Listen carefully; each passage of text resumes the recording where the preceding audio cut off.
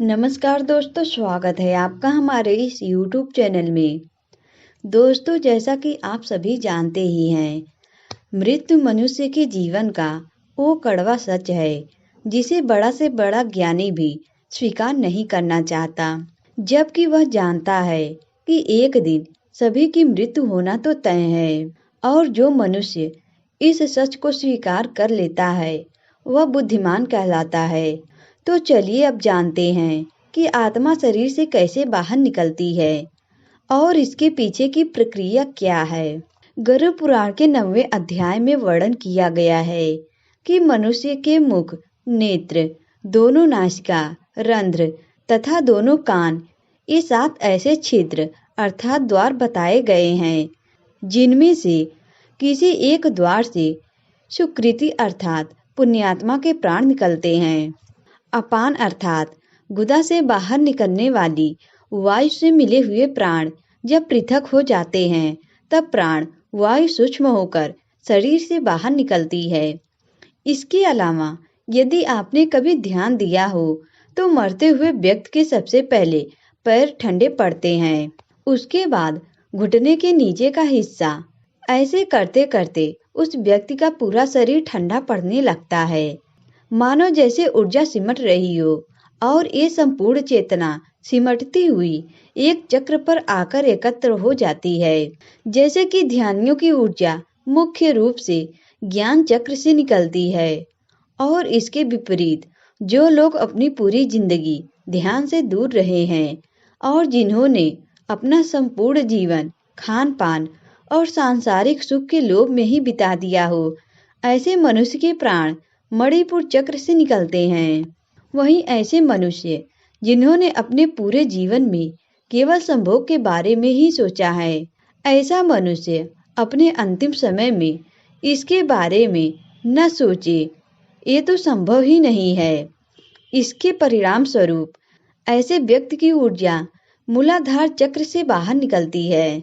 इसी के साथ जिन मनुष्यों का संपूर्ण जीवन ज्ञान के इर्द गिर्द बीता हो, ऐसे मनुष्य की ऊर्जा गला चक्र अर्थात विशुद्ध चक्र से निकलती है।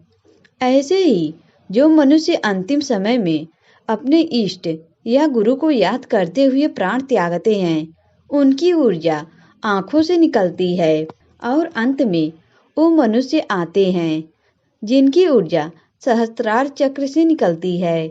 ऐसे मनुष्यों को बहुत ही भाग्यशाली माना जाता है, क्योंकि शरीर त्यागने के सबसे उचित मार्ग माने जाने वाले सहस्त्रार चक्र से निकलने वाली आत्मा को सीधे मोक्ष की प्राप्ति होती है।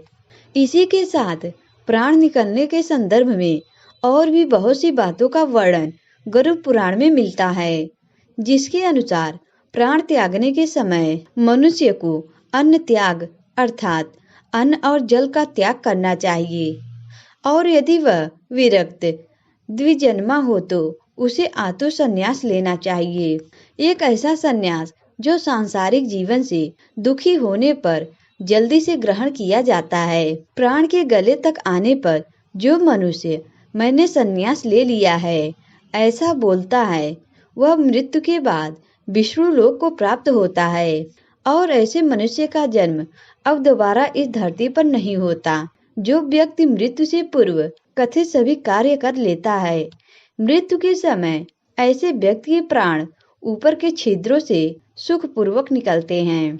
साथ ही योगियों के संदर्भ में गरुड़ पुराण में बतलाया गया है कि योगियों के प्राण तालु रंध्र से निकलते हैं। गरुड़ पुराण में शरीर से ईश्वर रूपी प्राण वायु के निकलने के बाद उस शरीर की तुलना एक ऐसे वृक्ष से की है जिसका आधार न होने के कारण वह गिर गया हो।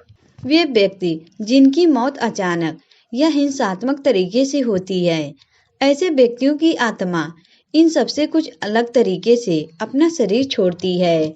इसी के साथ ऐसे व्यक्ति जिनकी मृत्यु लंबी बीमारी के बाद होती है, तो इस दौरान उनके शरीर की ऊर्जा का क्षय तब तक बहुत कम हुआ होता है। इसी कारण ऐसी आत्मा शरीर छोड़ते समय काफी दुविधा में होती है। इसलिए ऐसी आत्मा का किसी भी अंग से निकलना निश्चित नहीं होता।